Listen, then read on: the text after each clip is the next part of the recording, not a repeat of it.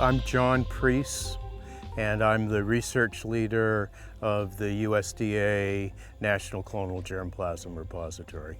WolfSkill Experimental Orchard is property of University of California, Davis, and its function is research on fruit and nut crops. And so university faculty work on more than half of the orchard, and USDA has a little less than half. Some people call us a Noah's Ark of plants because we are a collection of plants, and we do our best to preserve their genetics for our current generations as well as the future.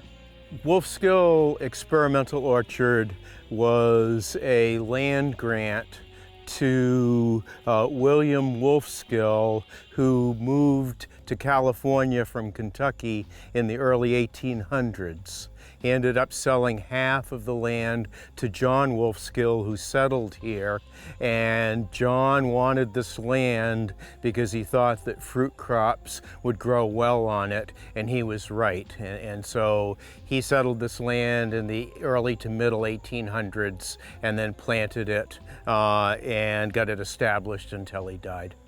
The olives at the entryway were planted in about 1859, making them 170 years old. But there are some date palms on the property that he had planted, and perhaps some other plants too. We're going to taste the mulberries today because they show an incredible amount of variation. There really aren't many insects that attack mulberries, so it's all nice and clean. So Johnny, this is a black mulberry, and this one is just loaded with fruit. We've had a really cool spring this year, so these are quite tasty. Help yourself. Thank you very much. So I get sugar out of that and some fruitiness, but no acid. How about you? Very sweet, a little bit of tart, Yeah, but very good. Yeah, it is good. It's a tasty mulberry. Do you think with the mild summer so far that we've gotten more fruit? I think it's the same number of fruit. It's just they've ripened differently. They've ripened more slowly because of the cool weather, and sometimes that cool will really help with the sugar development and an acid balance.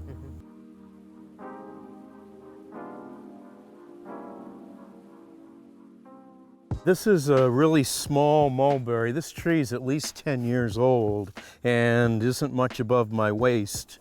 And the fruit on it are these really tiny little shiny black fruit when they're ripe.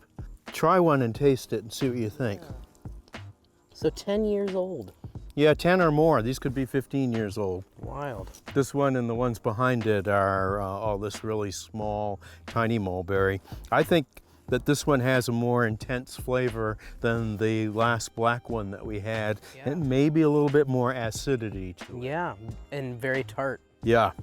So if you didn't mind small mulberries and you had a really small yard, this would fit a landscape. That's great. Yeah. Come on, Johnny, I want to show you a white mulberry. This one ripens white, although the most ripe ones have just a little bit of color in them. And see what you think of that. Very sweet. Very sweet. And you're not going to have to worry about getting your shirt stained. That's right. Normally when I'm out here with my white shirt, I get little mulberry stains all over it. Yeah, as you should. That's right.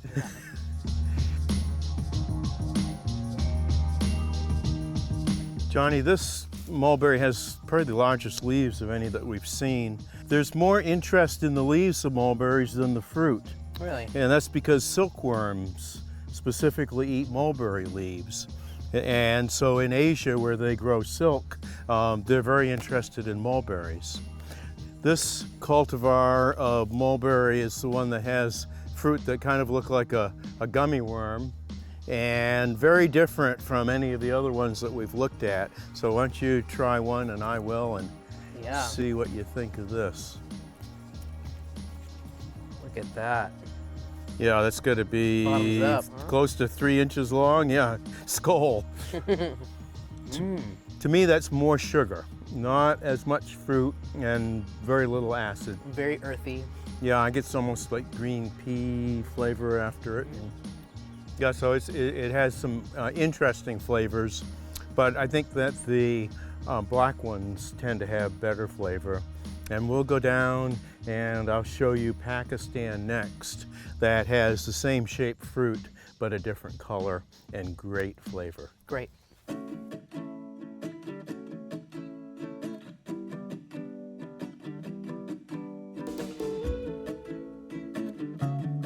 So this is Pakistan, which is where it's from. And this has, when they're ripe, these long, dark colored fruit. And why don't you try one, Johnny? This one, I'd have to say, is my favorite. And you tell me why. It's like Christmas all year. Yeah.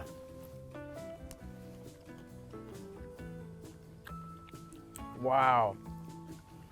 A lot different than the others. Wow. This one, to describe it, you have to use wine descriptors Absolutely. because it's got good sugar acid, it's got good fruitiness, it's got a good finish. I still taste it. Yeah. The other ones, after you swallow, they're gone. Yeah. But this one still have that nice fruity flavor in my mouth. I'd like So- another myself. Yeah, go ahead and help yourself. Yeah. The downside of Pakistan is you're eating them at their peak when you pick them and eat them. If they sit in a tray, they turn to mush pretty quickly. So it's a big tree, and if you've got space, this is probably one of the most flavorful ones for a person's backyard. Yeah, that's the nicest I've tasted, I think, my entire life. Good. Yeah. I pat myself on the back here.